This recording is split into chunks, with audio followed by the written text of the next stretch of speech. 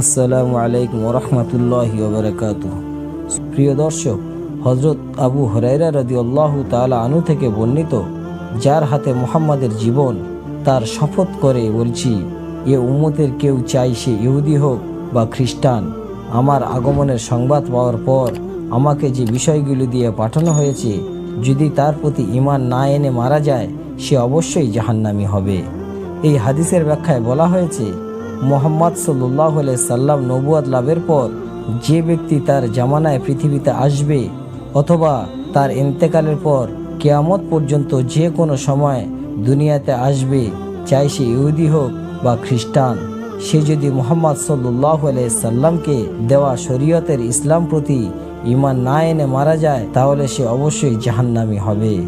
একইভাবে ইহুদি খ্রিস্টান ছাড়াও অন্য যে কোনো ধর্মাবলম্বীর কাছে নবী সাল্লাল্লাহু আলাইহি সাল্লামের দাওয়াত পৌঁছানোর পর যদি তারা ইসলামের বিশ্বাস স্থাপন না করে, তাহলে সেও চিরকাল জাহান্নামে থাকবে।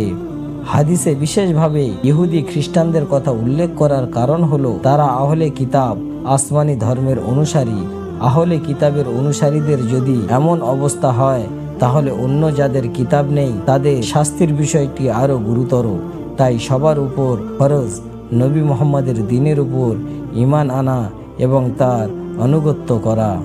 যে ব্যক্তি রাসূলুল্লাহ সাল্লাল্লাহু আলাইহি সাল্লামের আগমনের সংবাদ শোনেনি এবং যার কাছে তার ইসলামের দাওয়াত পৌঁছায়নি, সে অপারগ, এই হাদিসের আওতাধীন নয়।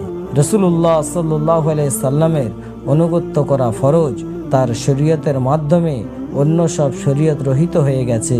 তাই যে ব্যক্তি তার সঙ্গে কুফরি করল, অন্য নবীদের প্রতি ঈমান তার পরকালে মুক্তির জন্য কোনো উপকারে আসবে না। কেউ মৃত্যুর ফেরেশতাকে সরাসরি চোখে দেখার আগ মুহূর্ত পর্যন্ত ইসলাম গ্রহণ করলে মুহাম্মদ সাল্লাল্লাহু আলাইহি সাল্লামের শরীয়তের উপর ঈমান আনার কারণে সে মৃত্যু পরবর্তী জীবনের সুফল বা উপকার পাবে।